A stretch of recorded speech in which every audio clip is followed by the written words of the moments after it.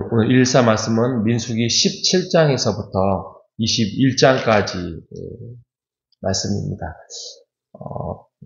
여러 가지 사건들이 있는데 먼저 17장에서부터 19장은 제사장에 대해서 직무를 말하고 있습니다. 그냥 어떻게 보면 하나님께서 제사장의 직무는 제사를 잘 인도하고 그냥 백성들에게 제사를 잘 드릴 수 있도록 돕는 역할이다. 이렇게 생각할 수는 있지만 그 당시에 이스라엘 백성의 제사는 굉장히 중요한 거죠. 왜냐하면 어떻게 보면 하나님과 백성들 사이에 그 죄를 가지고 만날 수 없고 들어갈 수 없는 것이기 때문에 그 제사의 그것을 해결하지 않고는, 죄를 해결하지 않고는 하나님을 만날 수 없고 다가설 수 없는 곳이죠. 그렇기 때문에 그 역할을 거룩하고 성결스럽게 해결할 수 있는 사람은 제사장이 되죠. 어떻게 보면 모세는 행정적으로 또 여러 가지 영적으로 이끌어가는 지도자라고 한다면 이 아론은 하나님 앞에 온전한 거룩함으로 다가설 수 있는 제사적인 역할을 담당하는 사람이었습니다. 근데 그 아론에게도 어떻게 보면 지도자격인 역할이 있는데 그것으로 인해서 또 여러 가지 충돌이 일어나자 17장에 가면 아론에게 쌍난 지팡이 사건을 이루어나죠. 이게 나중에 하나님의 그 지도자로서의 인정을 받게 되는, 그래서 너희들이 함부로 대하지 마라 이렇게 나오는 거. 그래서 18장, 19장이 제사장의 직무에 대해서 다시 한번 레위인들 이야기하고요. 또 제사에 대해서 어떻게 해야 되는지 다시 한번 율법적으로 3장에 걸쳐서 설명을 하고 있고요. 20장에 가면 이제 한 명씩 이제 죽음을 맞이합니다. 누이였던 미리암이 죽음을 맞이하고 또 하필 이때 모세와 아론이 실패를 합니다. 하나님 앞에 영광을 가렸다. 지금 이 20장에 나와 있는 내용만으로는 선뜻 이해가 되지 않는 부분이 있습니다. 그만큼 더 과하게 아니면 지도자로서 하나님의 큰 영광을 가렸다라고 우리가 생각을 해볼 수 있습니다. 20장 11절에 보면 하나님 앞에 영광을 드러내야 되는데 영광을 가리웠다는 행동이 반석에 물을 내기 위해서 2번을 쳤다. 이 정도로 나옵니다. 근데 이제 이거 말고도 여러 가지의 백성들에게 함부로 대함으로써의 하나님의 영광을 가렸다는 이제 이렇게 우리가 생각해 볼 수는 있는데 아무튼 이때를 기점으로 해서 이제 모세도 가나안 땅에 못 들어가는 판정을 받게 되는 아쉬움이 있습니다. 그리고 아론이 죽음을 맞이하지요. 21장에 가면 이제 오늘 말씀드리고 싶은 게 21장인데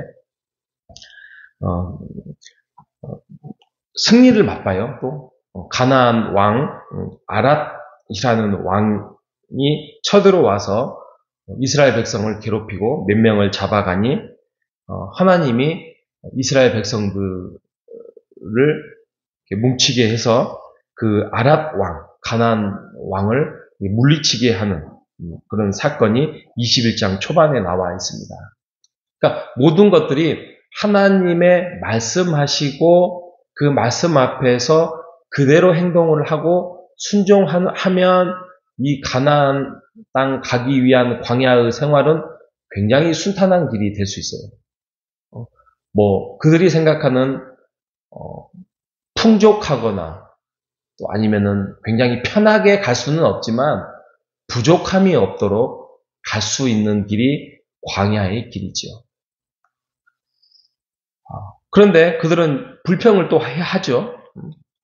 분명히 그 반성의 물 사건을 봤음에도 불구하고 또 목이 마르다, 먹을 것도 없다 이렇게 원망을 합니다.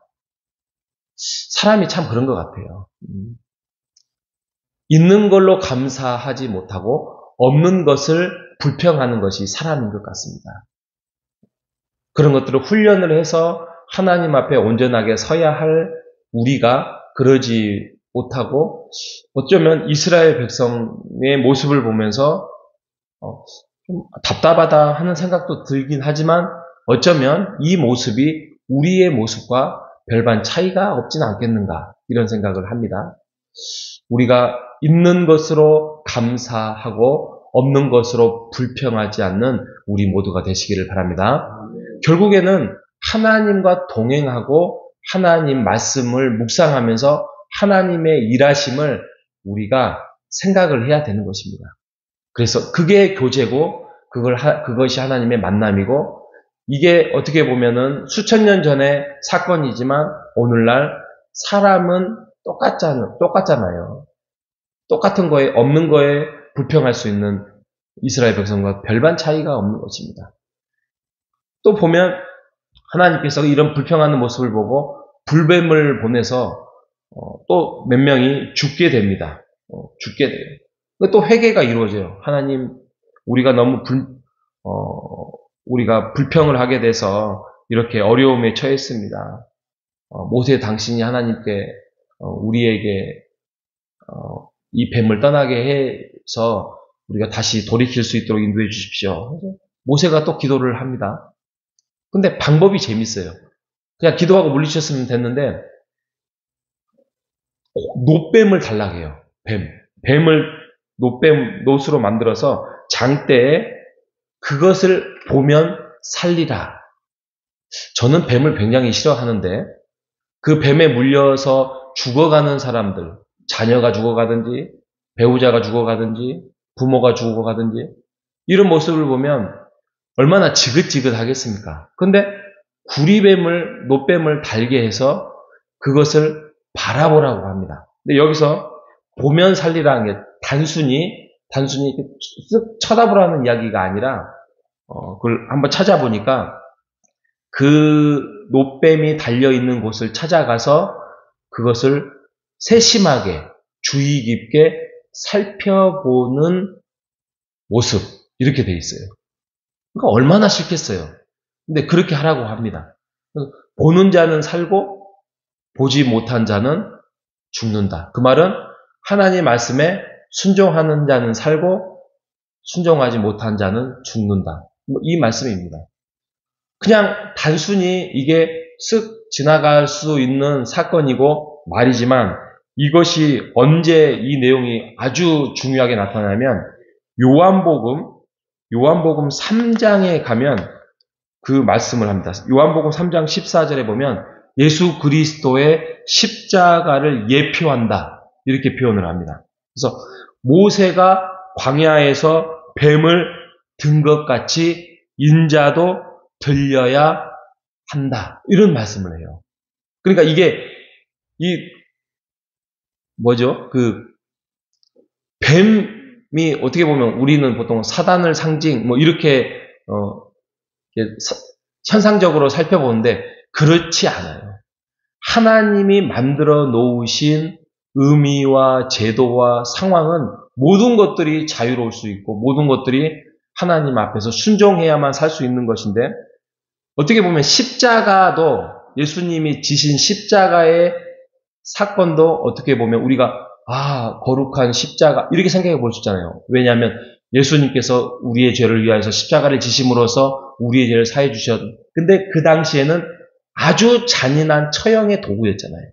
그런데 그럼에도 불구하고 하나님께서 그것을 바꾸어 놓으신 것처럼 이 모세가 광야에 뱀을 든 것 같이 예수님이 십자가를 들려야만 모든 사람이 살 수 있다. 구원을 받을 수 있다.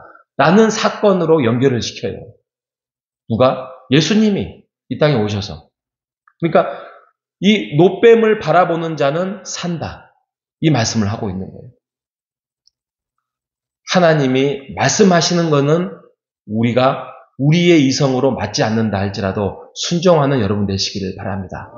하나님이 하지 말라는 것은 우리에게 아무리 유익이 되고 아무리 이익이 된다 할지라도 이 악물고 거절하는 여러분 되시기를 바랍니다. 순종의 길, 불순종의 길은 굉장히 어떻게 보면 눈에 보이게 나타날 수 있습니다. 우리의 욕심 때문에 그것을 우리가 선택의 길로 생각을 하지만 이것은 선택의 길이 아니라 정해진 길입니다.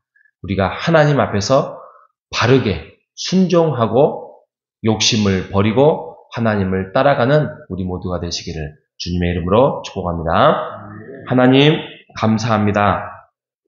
오늘도 민수기를 통하여서 진리의 말씀을 우리에게 깨닫게 해주셔서 감사합니다.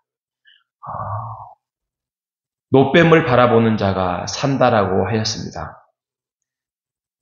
이것은 예수 그리스도를 예표함으로써 모세가 광야에서 뱀을 든 것 같이 예수 그리스도가 들려야만 이 세상의 모든 자가 바라보는 자가 산다라고 하였사오니 오늘날 우리가 그 예수를 바라보며 예수를 믿으며 지금까지 살게 해주셔서 감사합니다.